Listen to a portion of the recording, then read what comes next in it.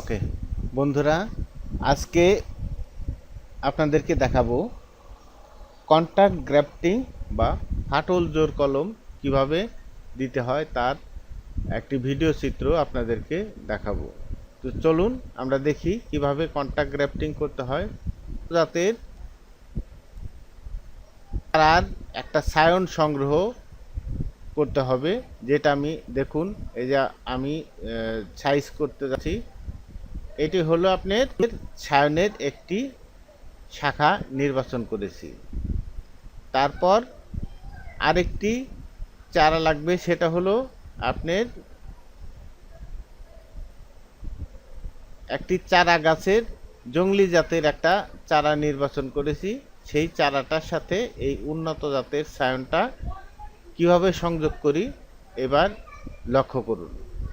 প্রথমে ছায়নটিকে দুই পার্শ্ব থেকে গোজ আকৃতি অর্থাৎ শাবলের আকৃতি কেটে এটাকে একটা শাবলাকৃতি তৈরি করতে হবে। তারপর এটাকে কি করব, আমরা চারাটিকে আগে এর যে অরিজিনাল যে কুশিগুলো সেগুলো কেটে দেব। তারপর নির্দিষ্ট স্থানে ওই ছায়নের সাথে সম্পর্কিত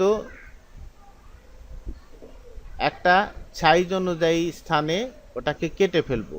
তারপর এটাকে উপর থেকে ফাটল সৃষ্টি করব। দেখুন চিত্র অনুযায়ী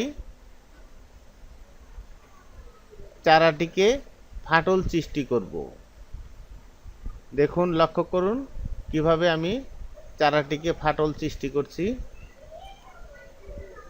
দেখুন, আনুমানিক 1.5 থেকে 2 ইঞ্চি পরিমাণ স্থান ফাটল সৃষ্টি করলাম। এখন আমি উন্নত জাতের ছায়নটিকে সেই ফাটলে স্থাপন করে তারপর একটি ইলেকট্রিক্যাল টেপের মাধ্যমে মুড়িয়ে দেব। দেখুন, ছায়নটিকে আমি কিভাবে শাবলা আকৃতি কেটে সাইজ করছি। দেখুন,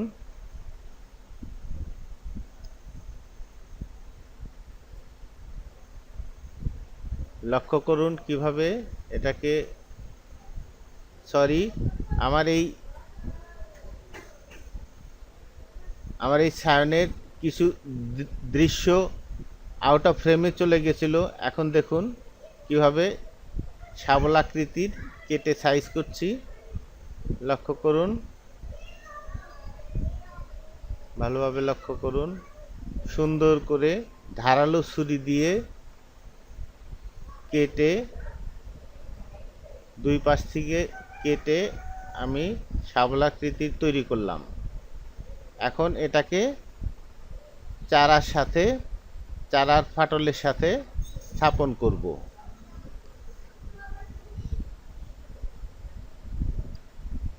খুব সুন্দর করে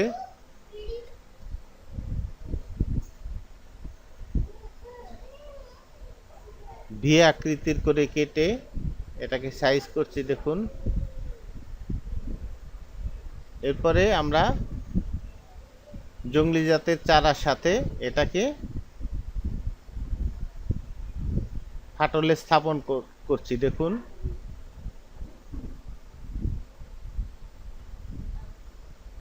সুন্দরভাবে যেন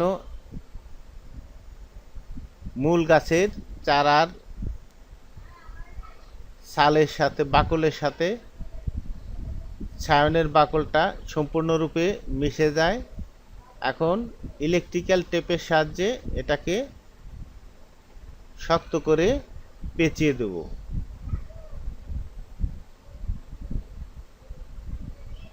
দেখুন, টেপটি ছাড়ানো হচ্ছে।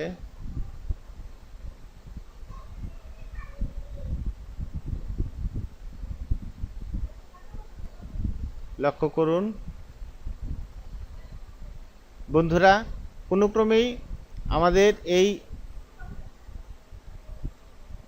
বাম হাতের যে সংযোগস্থল এটা ছাড়া যাবে না। এটাকে সুন্দরভাবে বাম হাত দিয়ে ধরে ডান হাতে আমরা ইলেকট্রিক্যাল টেপটা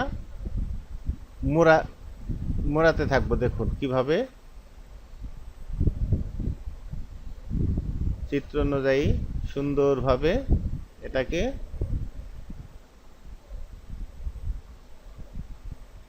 পেঁচিয়ে দেব। দেখুন ইলেকট্রিক্যাল টেপটাকে যত্ন সহকারে পেঁচিয়ে দেব যেন জোড়া স্থান নড়াচড়া না করে। একদম সুন্দর করে শক্ত করে মুড়িয়ে দেব যেন কন্টাক্টের মধ্যে কোনো বৃষ্টির পানি না পৌঁছতে পারে। দেখুন কিভাবে ডাবল করে ইলেকট্রিক্যাল টেপ মুড়িয়ে দিচ্ছি।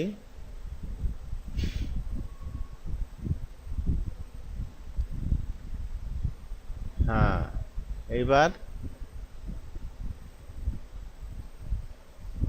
এবার আমাদের ইলেকট্রিক্যাল টেপটি মোড়ানো শেষ। এখন এটাকে কি করতে হবে, এখন এটাকে যেন শুকিয়ে না যায় সেজন্য আমরা একটা পিভিসি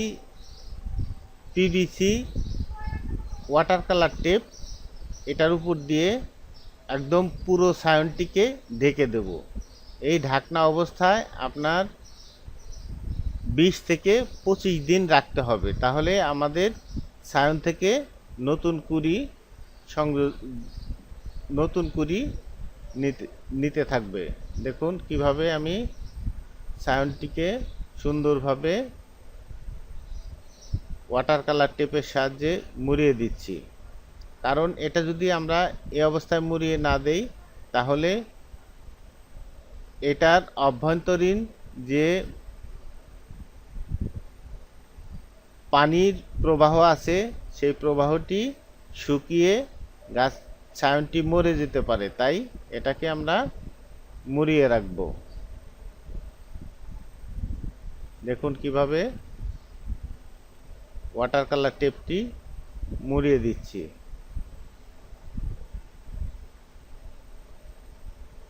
বন্ধুরা, আপনারা আমার এই ভিডিওটি লাইক দেবেন, কমেন্ট করবেন এবং শেয়ার করতে ভুলবেন না। আর অনুগ্রহ করে আমার এই চ্যানেলটিকে সাবস্ক্রাইব করবেন। দেখুন কিভাবে আমরা টেপটি মুড়িয়ে দিচ্ছি।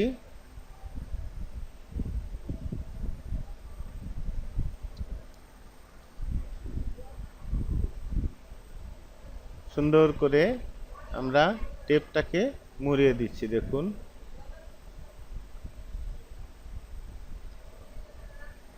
যেন চারা থেকে পানি বাষ্প আকারে বেরিয়ে না যায়, সেজন্য আমরা এটাকে মুড়িয়ে দিলাম।